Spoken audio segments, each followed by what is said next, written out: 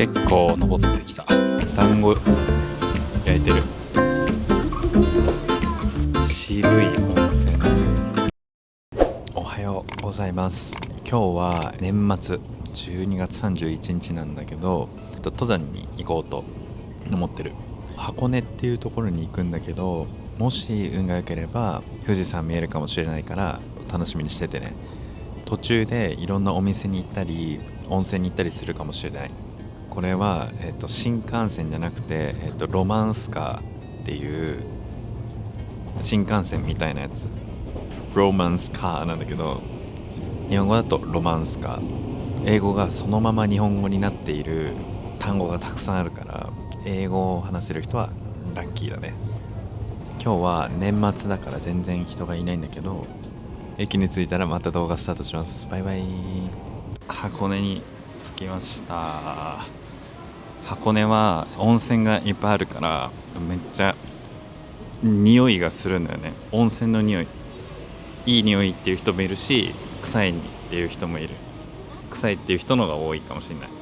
で、今からバスに乗って登山するところに行きます。バスを待ってる間にちょっといろいろ探してみようと思います。まだ朝早いからお店が全然やってない。多分帰ってくる頃には夕方になってるからお店やってると思う。みんなの国は12月の最後とか1月1日とかってお店やってるのかな。クリスマスの方がお店やってないのかな。日本はお正月はやってないことが多いかな。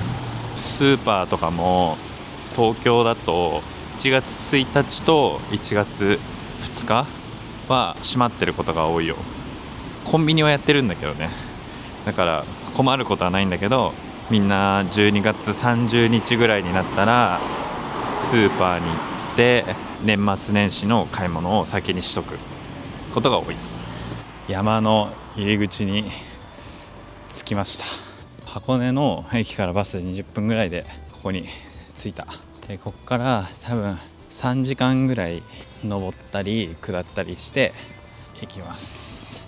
で、後ろにはゴルフ場があったり、すごい田舎なんだけどめっちゃ楽しみで、登山は山を登るっていうね、あと登山をするとか、週末に山登りに行こうとか、僕の趣味は登山ですとか、そんな感じで言う。今後ろに山が見えています。眩しい眩しい。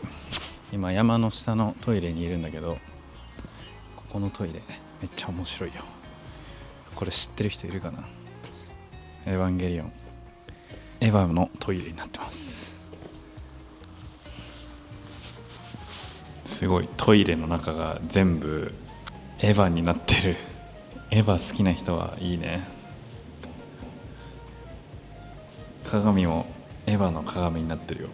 エヴァって舞台が箱根なんだよね。で、その中でもこの僕が今から登る山のなんか神社とかが出てくるらしい。神社があった。で、神社に行くときはこういう鳥居があるじゃん。鳥居があったら真ん中を通らないで、どっちか、確か左かな、左側を通って一回お辞儀して行ってね。真ん中は神様が通る道だから人があまり歩かないようにするっていうのがルールで、山の入り口に今神社があったから登山がうまくいきますようにっていうお願いをしようと思います。今山を登ってる。下は結構整備されてて登りやすい。山道っていうより登山道っていう感じがする。何々っていうより何々っていう感じっていうのは結構使いやすいかも。例えばこの料理は日本料理っていうより韓国料理っていう感じとか、この服はかっこいいっていうよりかわいいっていう感じとか、そういう感じで使えるよ。こんにちは。山道で人とすれ違った時はこんにちはとかおはようございますっていう、多分いろんな国でそうだよね。多分日本だけじゃないと思う。で大体教科書だとおはようございますとかありがとうございますって習うと思うんだけど、日本人でそんな風に丁寧に言う時ってビジネスの時とか年上の人とかと話す時だけ。友達とかこういう時はみんなざまーすっていうざまーすって言っとけばおはようございますもありがとうございますもどっちも言えると思う。他の YouTuber の人とか見てみて多分みんなおはようございますって言わないでざまーすって言ってるから。英語とかでも単語くっつけたりするじゃん。例えば turn off とかを turn off ってくっつけたりとかするから、それと一緒だと思う。じゃあどんどん山登っていきます。途中まで来ました。金太郎っていう有名な人がいて、それの山ですね。でそれの金太郎はなんかすごい力があったらしいのよ。怪力っていうんだけど、そうこれが突然割れたんだって。この石がすごいよ。こんな大きい石が突然割れたんだって。動画で見るよりこの岩は大きいと思う。実際の岩はみんなが思ってるより全然大きいよ。まだ全然途中なんだけど結構景色が良くなってきた。登山道には岩がめっちゃあるね。で岩と石は多分定義あるんだけど大きさとかなのかな。ちっちゃいのは石でもこの大きいやつは岩っていう。多分他の言語もロックとストーンかな使い分けてるよね。感じで登ってます。いい感じに。まだ山頂は遠いんだけど結構登ってきた。景色も良くなってきたし、近くにある芦ノ湖っていう湖も見える。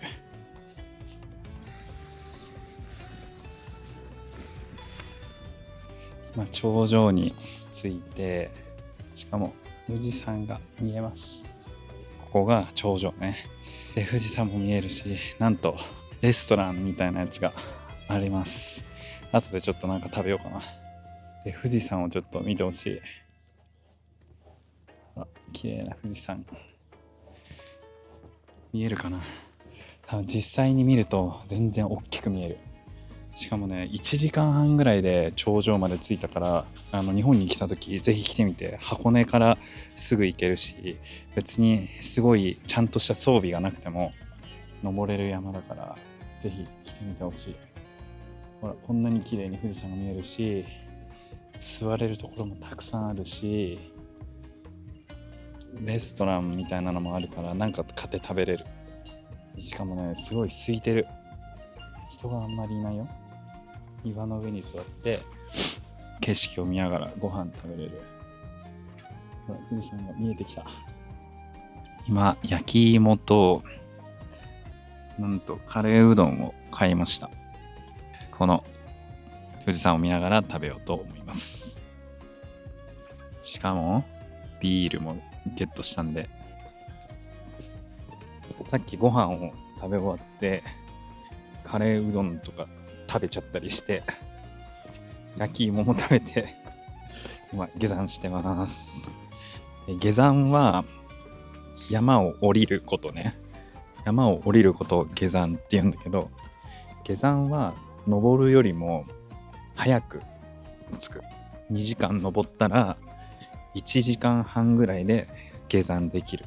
今回は登ってきた道と違う道を行こうと思ってるからめっちゃ楽しみで、富士山がすごい見えたからすごいラッキーだったね。僕今年で35歳になったんだけど、35歳になった今でも富士山がどっからか見えるとめっちゃ嬉しいし、友達と歩いてたり友達と旅行してる時に富士山が見えるとみんな富士山だって言って写真撮ったりするね今でも。でおじいさんとかおばあさんもうわ富士山だって言ってるから、多分ほとんどの日本人が死ぬまでずっと富士山を見つけたら富士山だって言うんじゃないかな。で今山下ってるんだけど、この登山靴があると全然滑らないからすっごい楽。この山だったらスニーカーでも多分大丈夫なんだけど、登山用の靴があると多分滑らないし安全だと思う。何々用の何々っていう表現はすごい使うから覚えるといいかもね。例えば登山用の靴とか、パソコン用の画面とか、ゲーム用のコントローラーとかっていうのはめっちゃ使うから覚えると便利だと思うよ。夏用の服、パスタ用のフォーク、ご飯用の皿、そんな感じで使えるから覚えてみてね。今着てるものをこのタイミングで紹介します。登山靴を履いてる。登山用の靴、硬いし滑らないからめっちゃいい。あとはリュックと防水、水を弾くズボンと水を弾くベストと、あとトレーナーで、このトレーナーは僕が大好きなブランドで、パピオニーニっていうブランドがあるんだけど、こんな風にコンセプトがマンドリルを飼ってる人の服だから、こうやって破れてるの。マンドリルが破ってるらしい。ロゴもめっちゃ可愛い。これパピオニーニね。リンクに貼っとくね。すごい、ここ竹の細い道今気づいた。めっちゃ竹がいっぱい生えてる。竹の細い道、竹がめっちゃいっぱい生えててすごい綺麗。これが箱根の街です。観光客の人いっぱいいるんだけど、すごい賑わってて、すごい楽しい。で、箱根ってなんかおまんじゅうが有名だから、見える、あそこあんな風になんかちょっと1個だけ食べれたりとか、ソフトクリーム食べてる人とかいるんだけど、ちょっとだけ食べて次のもの食べたりとか、いろんなもの食べれるからめっちゃ楽しい。年末だからこんだけ賑わってるんだと思う。普通はもうちょっとやってないお店とかもあるんじゃないかな。蕎麦屋とかもある。これは干物って書いてあるね。干物は乾燥させた魚とか、乾燥させたイカとかシーフードとか。ここはお団子屋さん。ほら見て、団子焼いてる。今からこの温泉に行く。カッパ天国っていう名前なんだけど、カッパって知ってる？日本の妖怪で、妖怪っていうコンセプトがあるんだけど、なんかお化け、幽霊みたいなゴーストなんだけどで、その日本の妖怪って全部めっちゃ可愛くて、でそのうちの一つで、東北の宮城の方の妖怪なんだけど、頭の上に皿がついてて、その皿を濡らさないと、生きれないっていう可愛いやつがいて、カッパっていう名前ね、それが。でカッパ天国っていう温泉だから、カッパの天国っていうことだと思う。で今から足湯っていう足だけ入れる温泉があるんだけど、そこに行ってちょっと休もうと思う。足湯だけにしようと思ったんだけど、温泉がめっちゃ気持ちよさそうだったから温泉に来ました。温泉はこんな感じで、渋い温泉。今温泉から上がりました。ちょっとドライヤーの風がめっちゃ弱くて、髪の毛まだ濡れてるんだけどめっちゃ良かった。温泉はなんかいろんな種類があるんだけど、ここはかけ流しっていう温泉だった。で温泉って、3つランクがあって、一番下のやつは、他のところから温泉を持ってくるやつで、真ん中のやつは、温泉なんだけどあんまりいっぱい温泉が出てこないから、こうぐるぐるろ過器にかけてぐるぐるもう一回そのお湯を使うのが真ん中のランクで、一番上のやつはかけ流しっていう、ここなんだけど、かけ流しっていうのは温泉を引いてきてそのまま流し捨て続けられる。もう一回そのお湯使わないから温泉が綺麗だし、この成分もそのまま残り続ける。そのかけ流しっていうのが一番いい温泉だから、日本に来たらそれ探してみて。温泉ってさ、地下からこう持ってくるんだけど、地下から持ってきた時に温度が熱すぎたり、逆に温度が冷たかったりもするのね。でもたまにその温度が42度ぐらい、温泉の一番ベストな温度の温泉があって、それが一番いいと思ってる。江戸時代の時の話なんだけど、300年400年前ぐらい、その時は家が木造だったの。家が木でできてたから、日本地震多いから石で家作れないんだけど、家を木で作ってたんだけど、木が腐らないように家の隙間を開けてたの。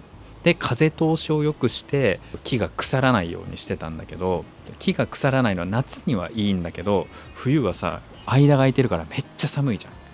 だから江戸時代の日本の冬ってめっちゃ寒かったのね。だから東京にいっぱい銭湯ができたの。その銭湯ができて、その銭湯でガーってずっと温まって、顔が真っ赤になるまで温まって、急いで家に帰ってそのまま寝るっていうのがこういうところの始まり。今箱根の駅に戻ってきました。